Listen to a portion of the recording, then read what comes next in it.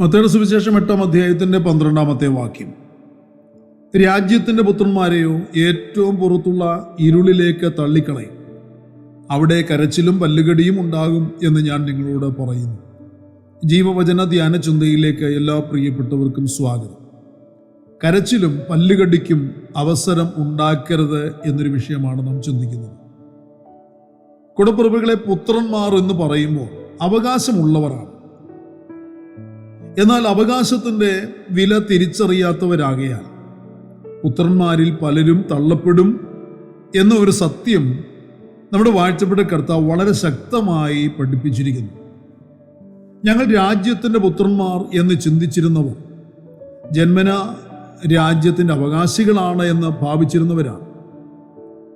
ഭാവിച്ചിരിക്കുന്നവരെ അല്ല, രാജ്യത്തിന്റെ നിയമങ്ങൾക്കനുസരിച്ച് രാജ്യത്തിന്റെ അവകാശം സ്വന്തമാക്കിയെടുക്കുന്നവരാണ് യഥാർത്ഥ പുത്രന്മാർ. ഞങ്ങൾ അബ്രഹാമിന്റെ മക്കളാകയാൽ ഞങ്ങൾ ഒരിക്കലും രാജ്യത്തിൽ നിന്ന് പുറന്തള്ളപ്പെടുകയില്ല എന്ന് വിശ്വസിച്ചിരുന്നവർ പുറത്തുള്ള ഇരുട്ടിലേക്ക് തള്ളപ്പെടുകയും അപ്പോൾ തന്നെ മറുവശത്ത് വിശ്വസിക്കാത്ത സന്തതികളുടെ സ്ഥാനത്ത് വിശ്വസിക്കുന്ന ജാതികൾ ഉണ്ടായിരിക്കുകയും ചെയ്യും. രാജ്യത്തിന് പുത്രന്മാർ അവർക്ക് മാനസാന്തരപ്പെടുന്നതിന് അധികം സമയവും സന്ദർഭങ്ങളും ലഭിച്ചവരായിരുന്നു.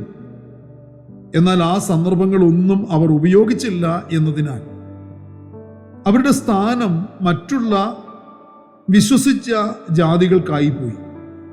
കർത്താവ് പറഞ്ഞത്, അവകാശികളായ അനേകർ തള്ളപ്പെട്ടപ്പോൾ കിഴക്ക് നിന്നും പടിഞ്ഞാറ് നിന്നും ജാതികളിൽ നിന്നും അനേകർ വന്ന് അബ്രഹാമിനോടും ഇസഹാക്കിനോടും യാക്കോബിനോടും ഒപ്പം ദൈവരാജ്യത്തിൽ പന്തിക്കിരിക്കുമെന്നതാണ്. അവർ വെളിച്ചമായ ദൈവസാന്നിധ്യത്തിലേക്ക് ചേർക്കപ്പെടും.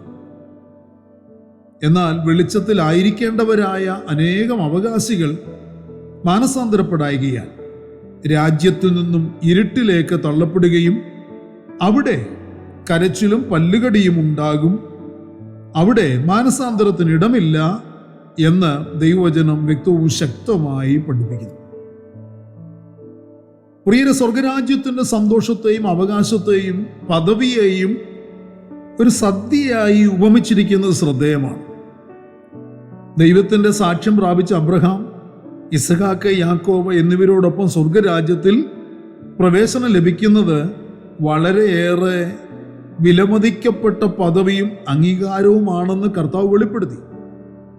അബ്രഹാമിന്റെ വിശ്വാസവും ഇസഹാക്കിന്റെ അനുസരണവും യാക്കോബിന്റെ പ്രത്യാശയും സ്വർഗം അംഗീകരിച്ചതും വളരെയേറെ പ്രശംസിക്കപ്പെട്ടതുമായിരുന്നു. അവരോടൊപ്പം സ്വർഗരാജ്യത്തിൽ പന്തിക്കിരിക്കുമെന്നത് അവർക്കൊപ്പം സ്വർഗരാജ്യത്തിലേക്ക് പ്രവേശിക്കപ്പെടുന്നതിൻ്റെ ആ ഭാഗ്യകരമായ അവസ്ഥയെ കാണിക്കുന്നതാണ്. ഞങ്ങൾ അബ്രഹാമിന്റെ മക്കൾ, ഞങ്ങൾ ജന്മനാ രാജ്യത്തിന് പുത്രന്മാർ എന്ന് ഭാവിച്ചിരുന്നതുമായ അബ്രഹാമി സന്തതി പരമ്പരകളിൽ അബ്രഹാമിന്റെ വിശ്വാസമില്ലാത്തവരായ, തനിക്ക് സ്വന്തം ജനമായിരിക്കേണ്ടതിന് ദൈവം തിരഞ്ഞെടുത്ത് നിയമങ്ങളും ചട്ടങ്ങളും കൊടുക്കപ്പെടുകയും എന്നാൽ അതൊന്നും പാലിക്കാതെ മറക്കുകയും ചെയ്ത, ഞങ്ങൾ പന്തിക്കിരിക്കുവാൻ യോഗ്യർ എന്ന് അഭിമാനിച്ചിരുന്ന അനേകം രക്ഷിക്കപ്പെട്ടിട്ട് സ്നാനപ്പെടുകയും വേർപെട്ട വിശ്വാസത്തിൻ്റെ ആരാധന അർപ്പിക്കുവാൻ ഇറക്കപ്പെട്ടിട്ട് ദൈവവചനത്തെ തങ്ങൾക്ക് പുറകിൽ എറിഞ്ഞു കളയുകയും ക്രിസ്തുവിൻ്റെ രക്തം തങ്ങളെ വിലയ്ക്ക് വാങ്ങുകയും ശുദ്ധീകരിക്കുകയും ചെയ്ത ആ കാൽവറിയിലെ രക്തം മലിനമെന്ന് തങ്ങളുടെ ജീവിത നിലവാരം കൊണ്ട്, തങ്ങളുടെ നടപ്പ് കൊണ്ട്, തങ്ങളുടെ ഭാവം കൊണ്ട് വെളിപ്പെടുത്തുകയും ചെയ്ത അനേകർ തള്ളപ്പെട്ടു പോകുവാൻ സാധ്യതയുണ്ടെന്നും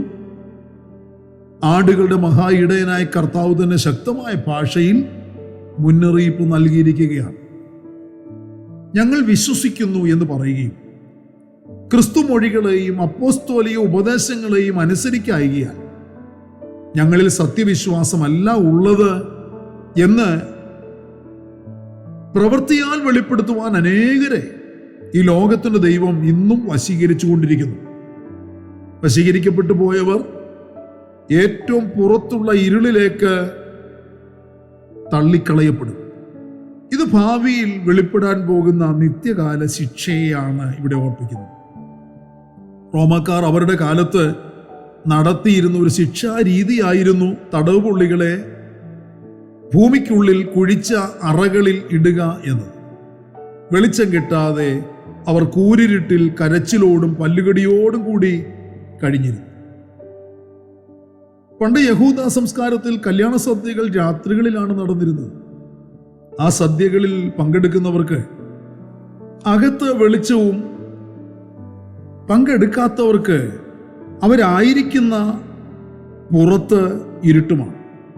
ഈ കല്യാണ സദ്യയെ കുഞ്ഞാടിൻ്റെ കല്യാണ സദ്യയോട് ഉപമിച്ച് കർത്താവ് പറഞ്ഞിരിക്കുന്നത്, എന്നിൽ വിശ്വസിക്കുന്നവർ ദൈവരാജ്യത്തിൽ പ്രവേശിക്കപ്പെടുമ്പോൾ അല്ലാത്തവർ നിത്യമായ അന്ധകാരത്തിലേക്ക് പോകേണ്ടതാണ് എന്നാണ് ഈ കല്യാണ സദ്യയോടുള്ള ബന്ധത്തിൽ പറഞ്ഞിരിക്കുന്നത്. അവിടെ കരച്ചിലും പല്ലുകടിയും എന്നത് വെളിപ്പെടുത്തുന്നത് ദൈവരാജ്യത്തിൽ പ്രവേശിക്കുവാൻ അവസരം ഉണ്ടായിരുന്നിട്ടും കിട്ടിയ അവസരം പാഴാക്കുകയും ദൈവരാജ്യത്തിൽ തങ്ങൾക്കുള്ള അവസരം ഉപയോഗിച്ച് പ്രവേശിക്കപ്പെട്ടിട്ട് അതിൽ നിലനിൽക്കാതെ പിന്മാറിപ്പോവുകയും ചെയ്തിട്ട് തൽഫലമായി അന്ധകാരത്തിൽ വീഴേണ്ടി വരികയും ചെയ്യുന്നവരുടെ അനുഭവമാണ് കരച്ചിലും പല്ലുകടിയും എന്നത്. അവർ പുറത്താക്കപ്പെട്ടു എന്നതല്ല കരച്ചിലും പല്ലുകടിക്കും കാരണം. ദൈവരാജ്യത്തിൽ നിലനിൽക്കപ്പെടേണ്ട തങ്ങൾ പുറത്താക്കപ്പെടുമ്പോൾ തങ്ങളുടെ പിതാക്കന്മാരോടൊപ്പം, സകല പ്രവാചകന്മാരോടൊപ്പം, അപ്പോസ്തലന്മാരോടൊപ്പം ജാതികളായ അനേകർ ഇരിക്കുന്നത് കാണേണ്ടി വരുന്നതാണ് കരച്ചിലിനും പല്ലുകടിക്കും കാരണം. കരച്ചിൽ എന്നത് തങ്ങൾക്ക് വന്നുപോയ ദുസ്ഥിതി കാരണവും പല്ലുകടി എന്നത് തങ്ങൾക്ക് കിട്ടേണ്ട സ്ഥാനം വേറെ പലർക്കും കിട്ടിയതും ആയിത്തീരും. അതുകൊണ്ട് കൂടപ്പുറപ്പുകളെ, ലഭിക്കുന്ന അവസരങ്ങൾ പാഴാക്കി കളയരുതേ. ദൈവരാജ്യത്തിൽ പ്രവേശിക്കപ്പെടാനുള്ള അവസരങ്ങൾ ശക്തമായി ഉപയോഗിക്കുക. ഇതിനോടകം പുത്രത്വത്തിൻ്റെ ആത്മാവിനെ പ്രാപിച്ചവർ തങ്ങളുടെ അവകാശം വിട്ടുകളഞ്ഞ് പിന്മാറിപ്പോകാതെ ദൈവരാജ്യത്തിൽ നിലനിൽക്കുവാൻ താല്പര്യപ്പെടുക. അതിനുള്ള കൃപ പരിശുദ്ധനായ കർത്താവ് നിങ്ങളുടെ മേൽ ചൊരിഞ്ഞു തരും. പ്രാർത്ഥനയ്ക്കായി നമ്മുടെ കണ്ണുകളെ നമുക്ക് അടയ്ക്കാം.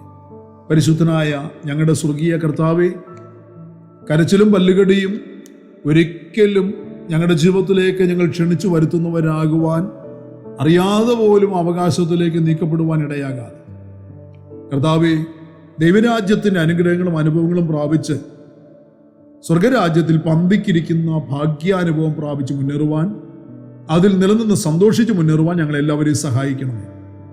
അപ്രകാരം സമർപ്പിച്ച് പ്രാർത്ഥിച്ച് ആഗ്രഹിക്കുന്ന കുഞ്ഞുങ്ങളുടെ മേൽ കർത്താവിൻ്റെ വലിയ കൃപ ചൊരിയേണ്ടതിന് വേണ്ടി അപേക്ഷിക്കുന്നു. ഇന്ന് പകലിൽ ആഗ്രഹിക്കുന്ന ദൈവികത പ്രകാര വിഷയങ്ങളുടെ മറുപടികളും പ്രാപിച്ച് ദൈവത്തെ മഹത്വപ്പെടുത്തുവാനും അനേകർക്ക് ദൈവരാജ്യത്തിലേക്ക് പ്രവേശിക്കുവാൻ പ്രചോദനമേകുന്ന വ്യക്തിത്വങ്ങളായി സാക്ഷ്യമുള്ളവരായി നിലകൊള്ളുവാനും എല്ലാ പ്രിയപ്പെട്ടവരെയും സഹായിക്കണമേ എന്ന് ഞങ്ങൾ അങ്ങയോട് പ്രാർത്ഥിക്കുന്ന പച്ച. പ്രാർത്ഥന കേട്ട വൻകൃപയ്ക്കായി സ്തോത്രം. സകല മാനവ മഹത്വം പുകഴ്ച അങ്ങയ്ക്ക് മാത്രം അർപ്പിക്കുന്നു. സകലത് ഞങ്ങൾക്ക് വേണ്ടി ജീവൻ തന്ന യേശു ക്രിസ്തുവിനെ ധന്യമായ നാമത്തിൽ താഴ്മയോട് അപേക്ഷിക്കുന്ന പച്ച ദയ തോന്നി കേൾക്കുമാറാകണമേ. ആമേൻ. പ്രിയരീ വചനങ്ങളാൽ കർത്താവ് എല്ലാവരെയും അനുഗ്രഹിക്കട്ടെ. കർത്താവിൻ്റെ വരവടുത്തിരിക്കുന്നതിനാൽ അവൻ്റെ വരവിന് ഇവിടെ നമുക്ക് ഒരുങ്ങി കാത്തിരിക്കാം. മാറാനാഥ.